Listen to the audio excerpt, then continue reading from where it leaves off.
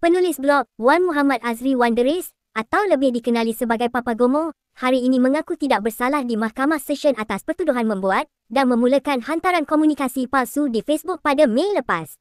Wan Muhammad Azri didakwa telah menggunakan akaun Facebook Muhammad Azri dengan menerbitkan penghantaran palsu berkaitan 11 ahli Parlimen Parti Keadilan Rakyat yang didakwa menarik sokongan terhadap Presiden PKR, Datuk Seri Anwar Ibrahim merangkap Perdana Menteri.